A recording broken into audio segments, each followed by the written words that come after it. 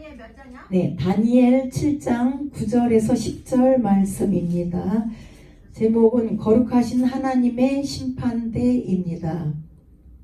9점이 내가 보니까요.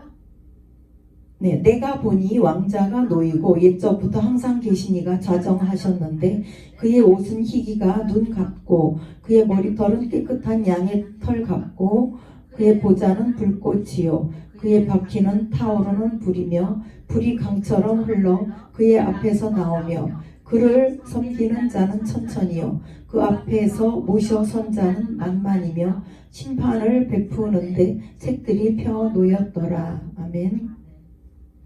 이 말씀에 저희들이 은혜 받기 원합니다. 다니엘 7장은 하나님의 절대적인 주권과 영원한 나라를 보여주는 환상으로 가득합니다.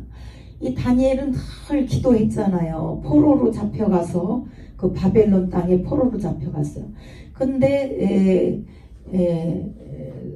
뛰어나기 때문에 뽑혀가지고 그렇게 또 특별한 교육을 받고 이렇게 했는데 하루 3번씩 창문을 열어놓고 하나님 앞에 기도를 했어요. 아주 습관적으로 그렇게 했습니다. 그래서 이 다니엘은 참 환상을 많은 것을 봤습니다. 오늘 우리가 살펴볼 본문은 모든 역사를 주관하시며 공의로 심판하시는 하나님의 모습을 묘사합니다. 이 말씀을 통해 하나님의 거룩하신 심판과 권세를 묵상하며 우리의 믿음을 점검해 보기를 원합니다. 첫째, 거룩하신 하나님입니다. 내가 보니 왕자가 놓이고 옛적부터 항상 계시니가 자정하셨는데 네. 다니엘이 본 하나님은 옛적부터 항상 계신 이로 묘사됩니다. 이는 하나님의 영원성과 초월성을 나타내고 있습니다. 또 왕자와 흰옷이 나오죠. 하나님의 거룩함과 순결하심을 상징하고 있습니다. 하나님은 완전하신 분이고 또 죄와 타협하지 않는 분이십니다. 머리털이 양털 같고 불꽃 같은 보좌가 있습니다. 하나님의 지혜와 심판에 불타는 공의가 드러납니다. 모든 죄와 악은 하나님의 거룩한 심판 앞에서 드러나며 불태워질 것입니다. 하나님은 우리의 삶을 완전히 아시는 분이고 그분의 거룩함으로 우리의 생각과 행동을 비춰보기를 원합니다. 네, 둘째, 천상의 법정과 심판을 보았습니다. 10절에 나오죠. 네, 불이 강처럼 흐르는데 불이 막 강물처럼 이렇게 불이 막 흐르고 있어요. 그의 앞에서 나오면 누구? 하나님 앞에서 불이 막 나오는데 강처럼 흘러 나온다고 합니다.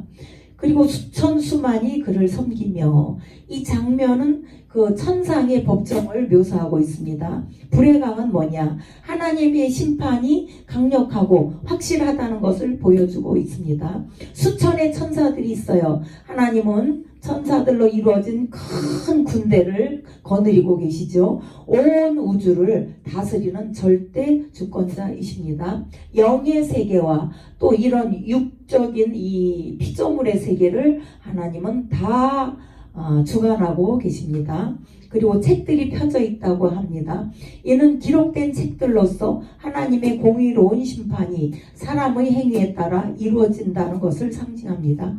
하나님 앞에서는 어떤 숨겨진 것도 감춰질 수가 없습니다. 우리가 이 땅에서 무엇을 말하고 행했는지 심지어 마음의 동기까지 어떤 행동을 할 때 그 마음에 어떻게 생각을 하잖아요. 그 마음의 그 동기까지도 하나님의 심판대 앞에서 다 드러난다는 것입니다.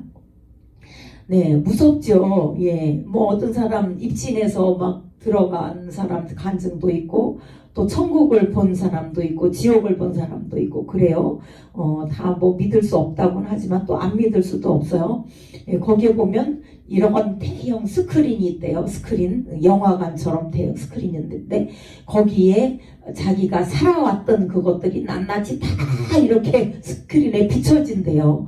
야, 좋은 일을 했을 때는 뭐 마음이 즐겁겠죠. 야, 내가 저렇게 착한 일도 했구나. 근데 죄를 지었어. 은밀하게 뭘 죄를 지고 그냥 다 드러날 때 얼마나 부끄럽겠습니까? 목사님 하늘날 가면요 이렇게 거울 있죠. 그런데 이렇게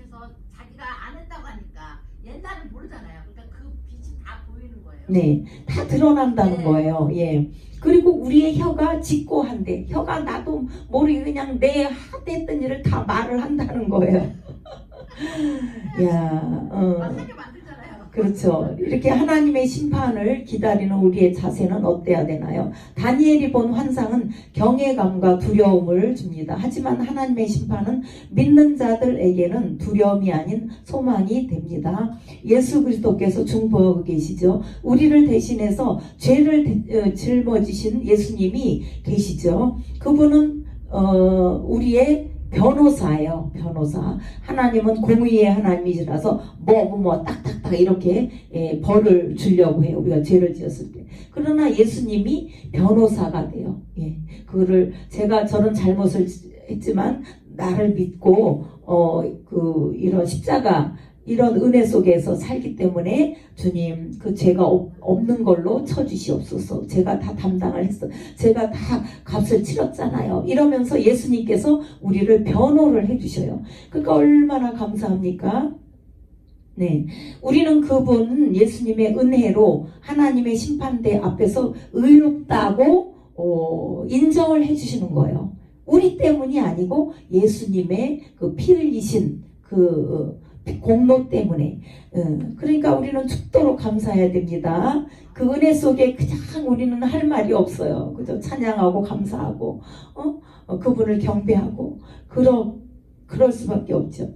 거룩함으로 준비하랍니다. 예, 거룩하라 내가 거룩하니라. 하나님의 명령에 따라 우리의 삶을 거룩하게 다듬어야 합니다.